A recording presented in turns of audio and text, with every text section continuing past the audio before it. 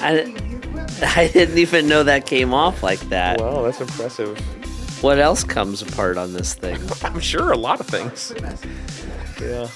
I was just Did you know it came apart like that? I mean, well, like that, no. Would I assume that the microphone could come apart? Yes. I've never heard Jason flip out that bad before. Oh my gosh. I just this morning was talking with someone whose husband, they had I think it was an oven that they could no longer find parts for, and they loved this oven. So they did get a new oven, but because it was so hard for him to get the parts, he has been slowly dismantling that oven and then selling the parts for other people. And he's sold almost all of the parts. Oh, that's hilarious. And I'm just like, the intentionality, I don't have that kind of patience. It is crazy. But to that point, yes, the electronic device in front of you was assembled.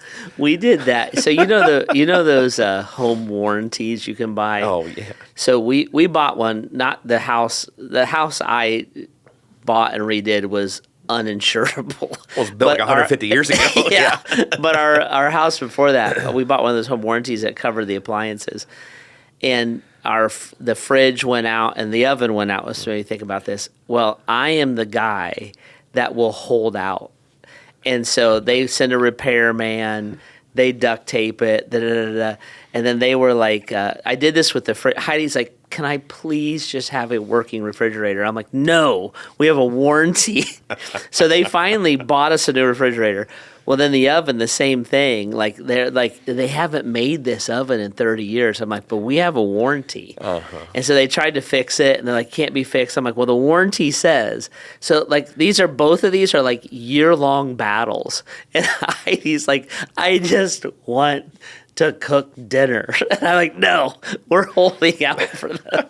Use the microwave. Yeah, that's right. Yeah, we had that happened with our furnace for a while. It was about 10 or so years old.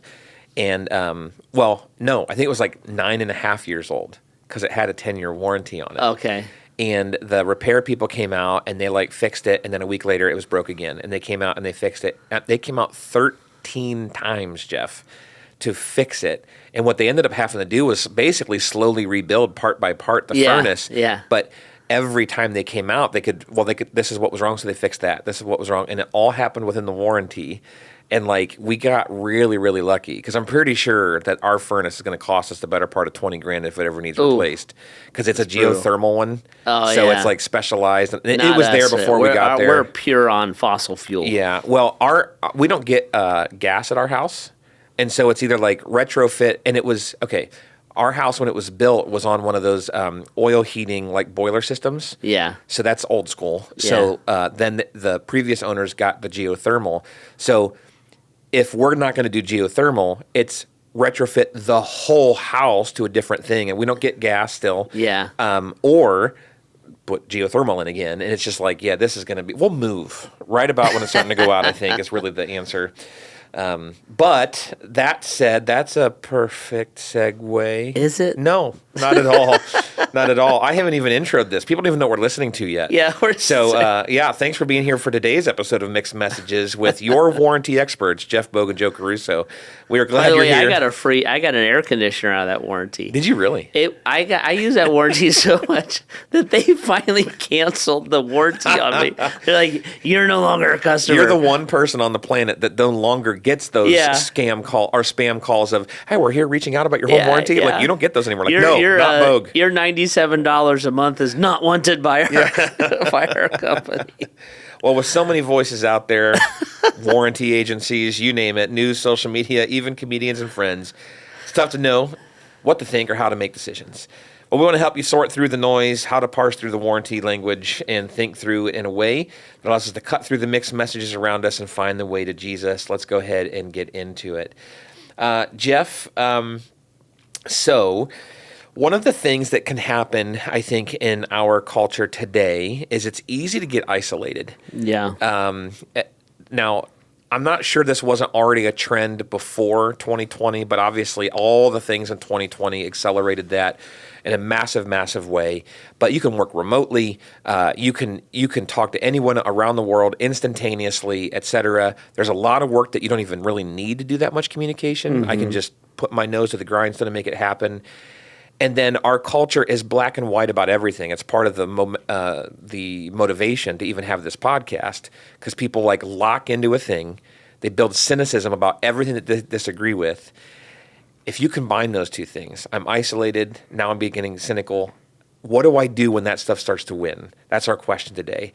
If I walk away from what I used to do, and I walk away from the environment that I used to do it in, like, how do I start loving people again? Like, what happens if I like rotated out of something and I tap out, I start doing my own thing, and then I find myself distant from what I used to know and love, and so I'll go try something new. As this question came in, it made me think of an anonymous story that you and I would be aware of, where a person that was like super involved in the church, some isolation set in, and then they were like, oh, well, instead of like refreshing relationships and rebuilding those relationships, I'll just go over here and start over and do something completely new. And then it ends up destroying some of those relationships in the wake. Like, well, why didn't you do any of that with me? Yeah. And instead, it's just like, so there's massive implications, massive ripple effects to isolation and cynicism. What do we start to do when those things are creeping into our life, or maybe they're starting to win? So it's a great question, and I think it's a real issue today. I'd like to back up before I'm isolated. And Sure. so I would like to just say to everyone, when you find yourself being starting to trend toward isolation, that is the best time to nip it in the bud. Mm-hmm. When you look at the amount of hours, at least the iPhone does it, look at the iPhone and look at the amount of hours that you spend on social media or using your phone, and then compare that to the amount of hours that you spend interacting with people in a life-giving way. Mm-hmm. So some of us, like, our work is very life-giving. Some of us, our work is just a means of provision. Mm-hmm. So you might look and say, well, I'm with people all day and I'm on the phone all day, and I'm like, I'm a customer service rep, or I'm a cop. And I'm like, yeah, that may or may not be life-giving. That could be the most draining thing. And so what happens is you're out of gas at the end of the day and you want to isolate. I get that way not because the church is draining, but because I can get a little overwhelmed. Sure. With relationships, and so I carry relationships very, very personally, and so the ups and downs of what you are going through and how that may or may not involve me, it'll be on my brain the rest of the night, and it's probably a strength and a weakness. But so my point is, you got personalities, you've got different job functions. You may be the person who's on a computer all day, sitting in your home office. You may be a mom who's a stay-at-home mom, and you haven't spoken in a complete sentence for the last 8 hours, kind of thing. So it goes on and on and on. When you start to do that, this is what I would say. When you start to isolate, what happens is you literally start to build a mental reality that belongs to you alone. Mm-hmm. And so you're like, that person thinks this way. Those people are like this. You can even do this in a marriage. My husband, my wife, and you're literally lost in your own thoughts. And you create a reality, and because there's nobody to challenge or shift that reality, it becomes the reality that you live in, which is what leads to cynicism and leads to depression, suicidal ideation, all the rest. The tragedy about suicide, for instance, is if somebody could have spoken into that life at that moment, it would have totally changed the direction of it. Mm-hmm. And for many, many people who are that way. But that's what happens, is you're lost in those thoughts. Now, sometimes our isolation isn't that negative. You can be lost for hours in a show. Mm-hmm. You can talk about characters in a show as if they're real people. You can be lost in politics. One of the things I'm always saying to our church and anybody who lets me influence them is, you have to remember you're being manipulated by politicians. Like you're getting their versions, but you can be lost in that. And then suddenly those people over there are the most horrible things. You can be lost in a closed reality of your family, where because there's nobody that is on the outside looking in, like the family has its own highly distinctive culture, and nobody understands it but that. So there's 1,000 ways. Churches can become isolated in themselves. Sure. Etc. So like there's you see this in universities right now, where what the faculty thinks and what the like protesters think have nothing to do with the reality of the outside world, and it can go on and on and on and on. So what I would say is when you see that happening and you're like, I haven't had a thought challenge, I haven't had another opinion, I haven't had any kind of a life-giving relationship where I just laughed with people or had a meaningful relationship with people, that is the best time to preempt this, is when some of those warning bells go off, especially when you look and say, I used to go to life group, or I used to go to the gym, or whatever your outlet is. I used to be close to, and when no one's challenging your thoughts, challenging your spiritual assumptions, no one is speaking life into you, appreciating you. When you're not speaking life into other people, when you're not laughing with people, and you don't have a joint relationship, you need to move instantly for that. Now, what you need to do then, I think, is what you need to do when you're trapped in it. And I would say this. Number one, I would say you're going to have to hold your breath and invigorate relationships. So you might have to call somebody and see what they're doing. You might have to walk into a life group or a Jesus community that you haven't been in a long time. You have to. I struggle with this way. Think of it this way. I need to go to the gym and work out, and I'm embarrassed to go to the gym because I haven't been there in a long time. So am I just going to become more unhealthy and more overweight? Or am I going to have to like swallow some pride, be in an environment that is going to make me very uncomfortable at first because that environment's healthy for me? Now, here's the thing. I never regret going to the gym. The same thing happens with church. The same thing happens to me in social situations. I'm like, Joe's having a cookout. I never regret being there. Right. But I have to make myself get there. So you have to reinvigorate those relationships. The second thing I would say is this. If you have a pattern of life, let's say you work from home or you're a stay-at-home mom kind of a thing, whatever that winds up actually being, but you have a pattern of life that's isolating, you need to disrupt that pattern. So you may need to work from 7 to 11 and 1 to 6 so that you can have lunch with somebody or go to the gym or meet another mom for a walk or whatever it is to break up the isolation of the day.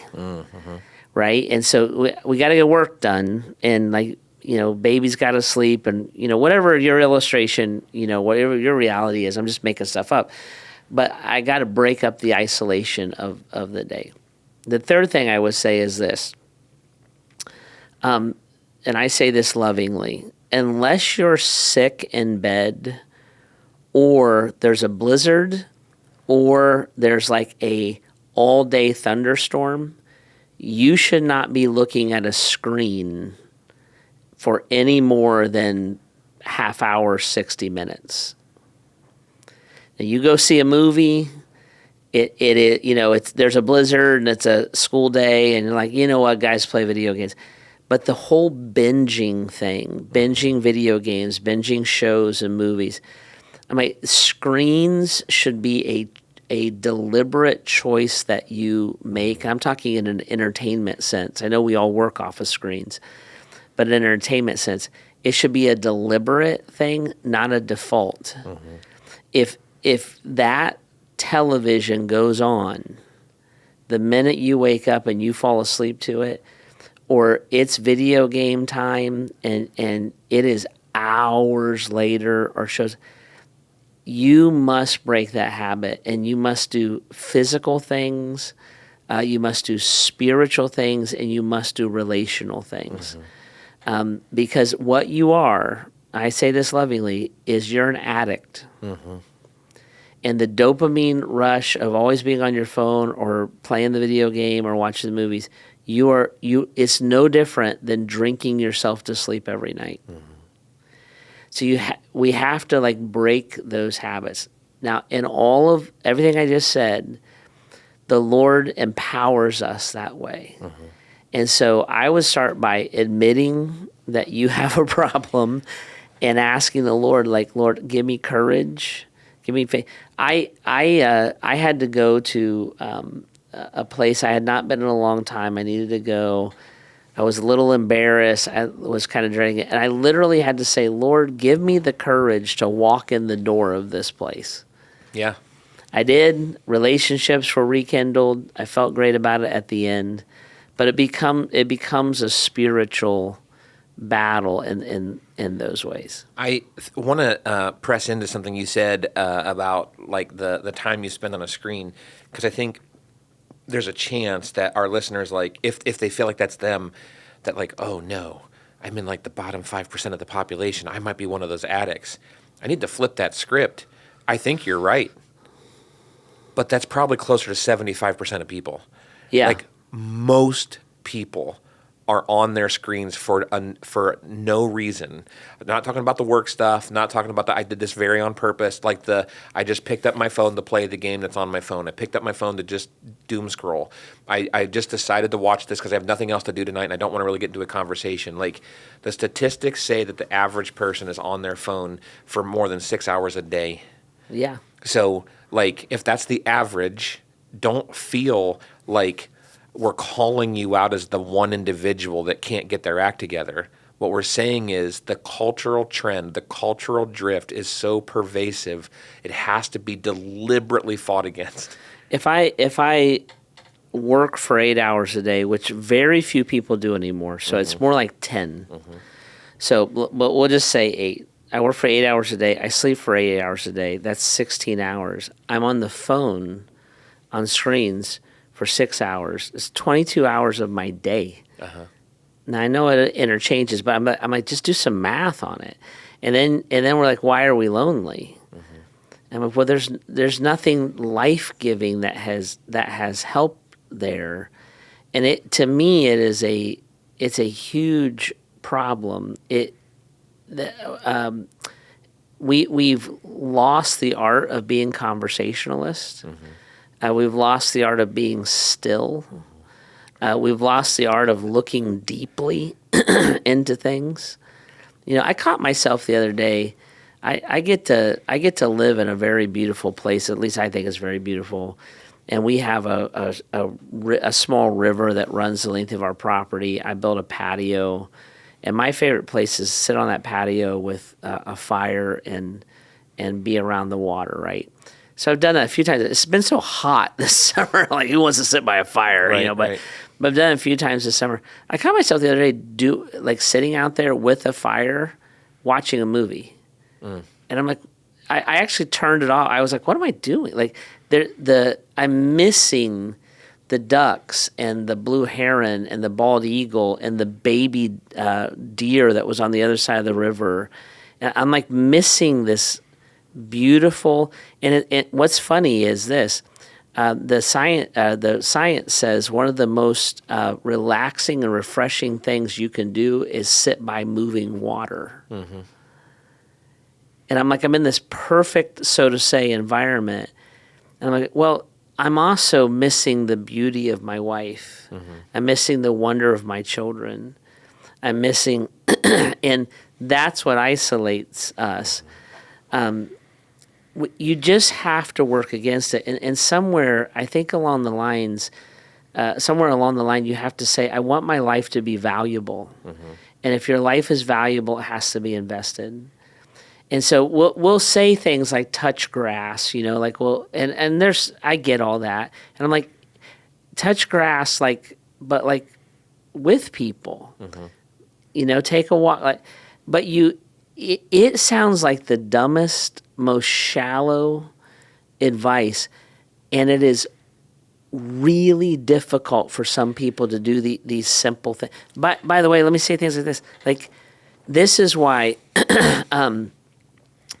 I listen to all kinds of pastors online, right? That is not the same as going to church. No. I listen to podcasts. That's not the same as sitting under a live teacher. I listen to worship. Heidi has music at the house almost 24/7.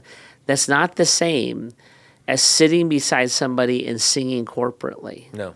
So you have to do those things. Well, there's 51 unique things in the New Testament alone that say that you should do with one another. And you can't do those things if you're not with people. And the Bible says that when 2 or 3 are gathered, Christ is in that place. There's something spiritually life-giving that happens when we do that. It's the same reason why a meeting live is so different than a meeting over Zoom. There's a spiritual relational thing.